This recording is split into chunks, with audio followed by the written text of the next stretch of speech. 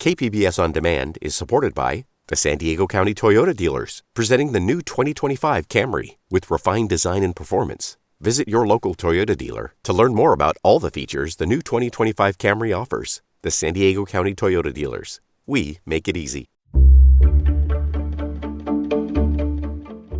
Good morning. I'm Debbie Cruz. It's Thursday, October 20th. The upcoming school board elections are causing controversy. More on that next. But first, let's do the headlines.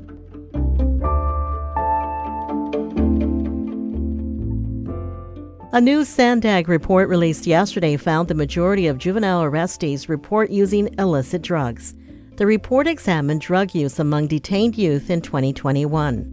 Some of the findings from the report include 95% of the youth interviewed reported ever trying an illicit substance, and about 3 in 5 youth interviewed in detention tested positive for at least one drug. Illicit drugs include alcohol, tobacco, marijuana, powder cocaine, meth, and more. People in government offices, businesses, and schools throughout San Diego County today will stop everything for a minute to drop cover and hold on during a statewide earthquake preparedness drill. The 2022 Great California Shakeout will happen at 10:20 this morning. The annual drill is an opportunity to learn and practice safety during an earthquake and to be aware of potential hazards after one. You can register at shakeout.org/California. The Padres beat the Philadelphia Phillies 8-5 in yesterday's Game 2 of the National League Championship Series. The game was a nail-biter for fans who managed to make it in for the midday game. The Padres are heading to Philadelphia for the next 3 games of the series on Friday, Saturday, and Sunday. From KPBS, you're listening to San Diego News Now. Stay with me for more of the local news you need.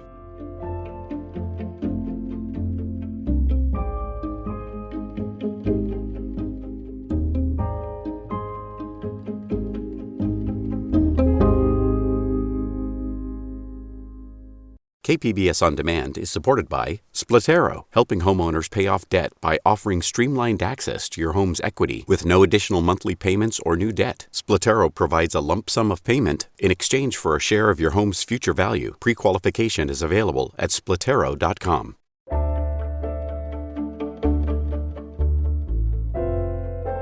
The November election will have a significant focus on local school board races. Although candidates for those campaigns have usually been listed at the bottom of the ballot, KPBS education reporter M.G. Perez tells us the ongoing pandemic continues to fuel high emotions and interest in how school districts are run. Well, I'll speak quickly. I listened to all these woke.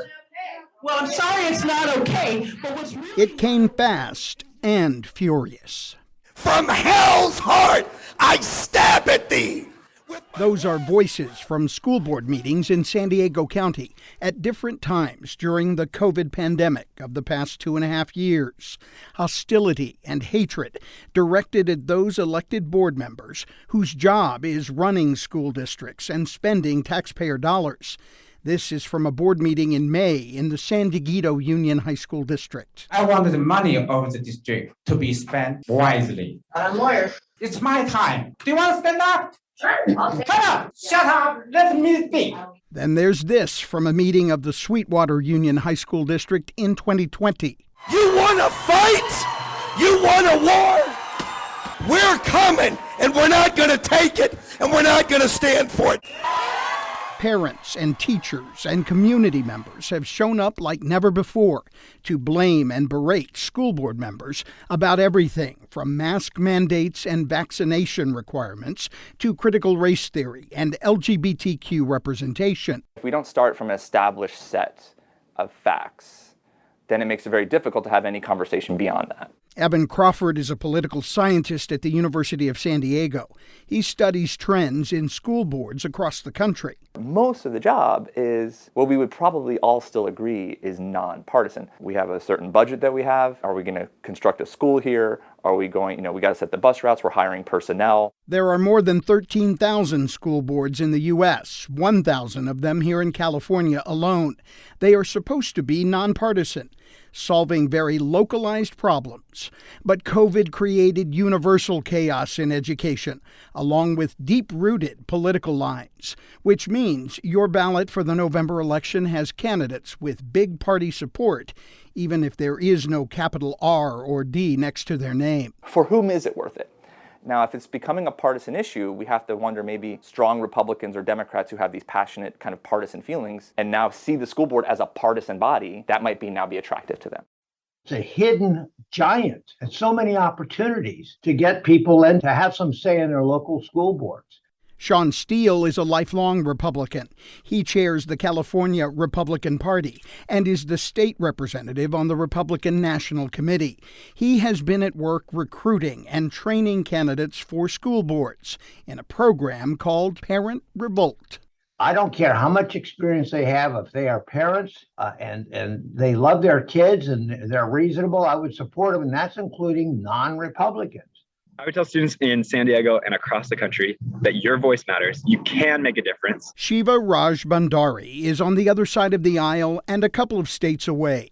He is 18 years old, a high school senior, and in September he was elected to the Boise, Idaho School Board, defeating an established incumbent candidate who accepted the endorsement of a local far-right paramilitary group known as the Idaho Liberty Dogs. The only way is to put our foot down and say, no, enough. That extremism has no place here. Everyone is welcome to participate in decision-making regarding our schools, but hate and violence have no place in Boise and anywhere else in the country. Shiva's historic election is one solution to the unfolding political problem that is gripping school boards everywhere. It also provides a teachable moment. Do your job! These are our kids, not yours! We will not consent. We will not comply. That lesson will not go quietly. MG Perez, KPBS News. San Diego voters are being asked to fill 2 vacancies in the San Diego Superior Court system. KPBS Metro reporter Andrew Bowen says there is a resource that can help. Since 1978, the San Diego County Bar Association has been evaluating judicial candidates. Races for judge often have little public information, leaving many voters at a loss for which candidate to support. The Bar Association does confidential interviews with the candidates and rates them based on their qualifications. Association President David Myshak says the criteria include impartiality, compassion and understanding, the decisiveness of the person, their knowledge of the law, their professional reputation, all factors that go into who is it that if you had to walk in a courtroom, you would want to be judging your case. You can find the Bar Association's judicial evaluations at sdcba.org. Andrew Bowen, KPBS News.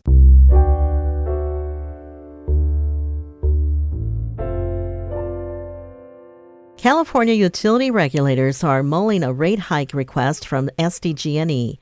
The utility is seeking to increase rates starting next year. KPBS environment reporter Eric Anderson has details. A regulatory filing submitted by the San Diego utility asks the California Public Utilities Commission to raise the cost of delivering electricity by about 8%. Local gas rates would jump by just under 6%.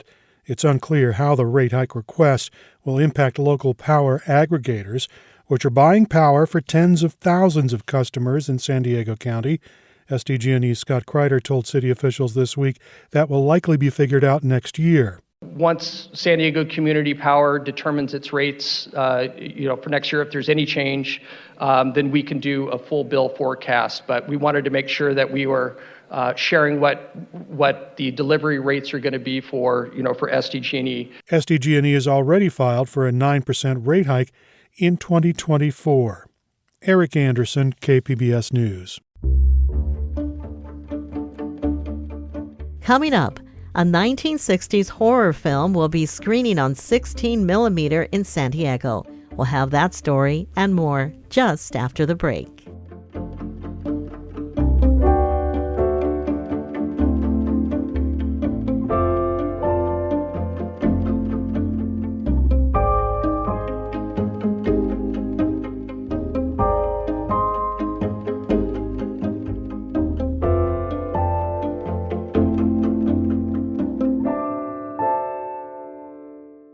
KPBS On Demand is supported by Latino Legacy Foundation, presenting their Storyteller series, Reach for the Stars with Ellen Ochoa, the first Latina astronaut. Welcome Serenade by the all-female mariachi Amapolas, Sunday, June 29th. More at latinolegacyfoundation.org.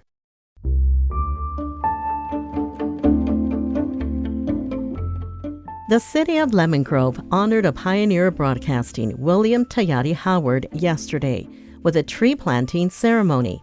KPBS reporter Kitty Alvarado has the story. During his 50 years as a radio personality in San Diego, Tayari Howard's smooth voice reached far beyond the county. He played a pivotal role in getting Black music on the airwaves, but he had to broadcast from Tijuana to get his own voice heard and Black music played. It's always been a mission of never give up. When I came to San Diego in 1970, I couldn't get a job outside the military, so I didn't give up. And I think what happened was over 50 years of broadcasting at 8 different radio stations, 1 TV station here in San Diego, they got the message. Howard raised nearly $2 million for nonprofits and mentored dozens of youth.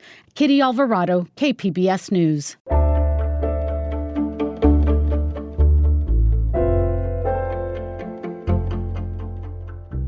In 1968, George Romero's Night of the Living Dead revolutionized horror by defining the modern zombie and placing the genre in a modern context where social commentary could be made.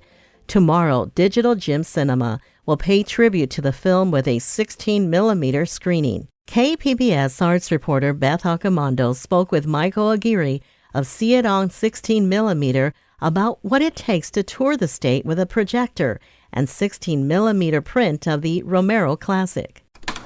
So, Michael, you have a very exciting project that you're working on. You are touring around with a 16mm print of George Romero's Night of the Living Dead. Night of the Living Dead, the dead whose haunted souls hunt the living. So how did this all start? I run this, I guess, a company at this point. It's called See It On 16mm. Basically, I am bringing film to places and theaters that aren't set up for film, which is quite a lot of theaters these days. The Night of the Living Dead tour, I am taking to, I think, 4 locations now. It was a print that I've had for a long time. I bought it. It was actually the first print I ever bought. With the hopes of, hey, someday I want to show this for a crowd, but just never really got around to it until now. This is my first time taking the print out on tour. It's an original. It is a great movie. And I know people have seen the cleaned up Criterion version and stuff like that, but like to see it on film on the way that everybody else first saw it, I thought would be a great thing to tour around, especially during the month of October with Halloween and everything.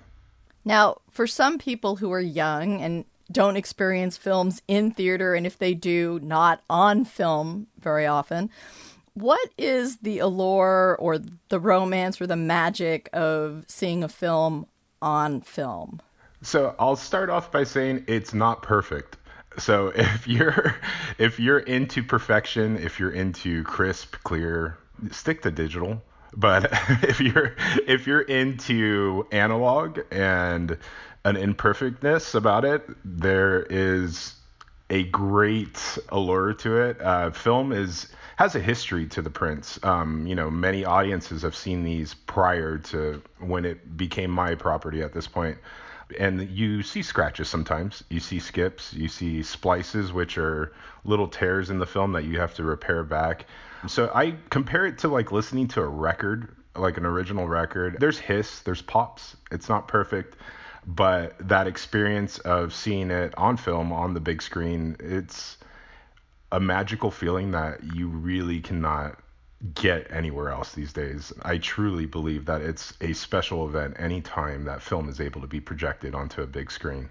Now, for this particular film, Night of the Living Dead, it's history makes it even more appropriate to be screened on 16mm because this was a very independent film made by George Romero way outside of Hollywood in Pittsburgh.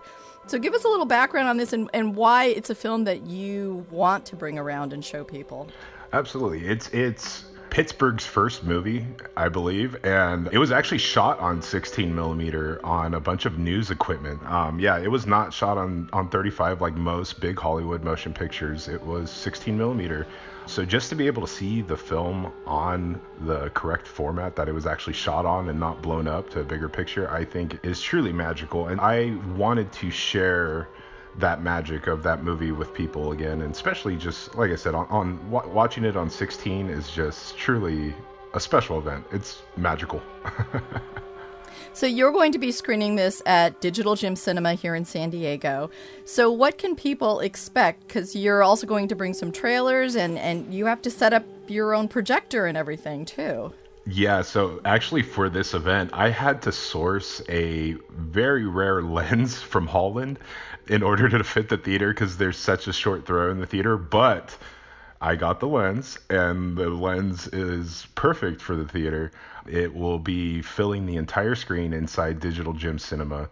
We are going to be running it. I think we're just going to do one projector because of space, but there will be quick 20-second changeover. I can change the film out pretty quick, but there is also a trailer show before that I have queued up. A bunch of, I would say like October themed type of trailers to get everybody kind of amped up and excited for the feature, and maybe some snack ads and stuff like that from drive-ins.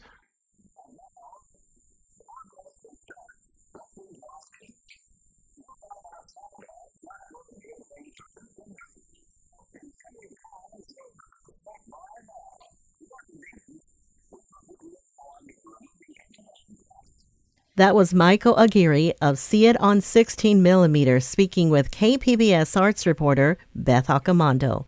He will be screening Night of the Living Dead on 16 millimeter tomorrow night at Digital Gym Cinema.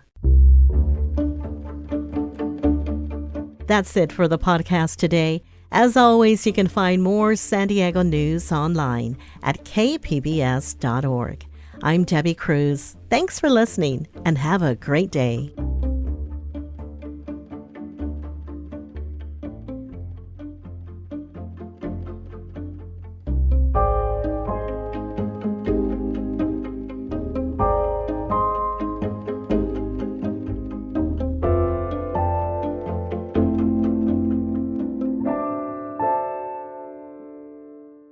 KPBS On Demand is supported by Marrocale Design and Remodeling, helping homeowners with their home remodeling needs. From ADUs to kitchen remodels, room additions, and custom homes, Marrocale Design and Remodeling can help homeowners design and build their dream homes. More at trustyourhometous.com.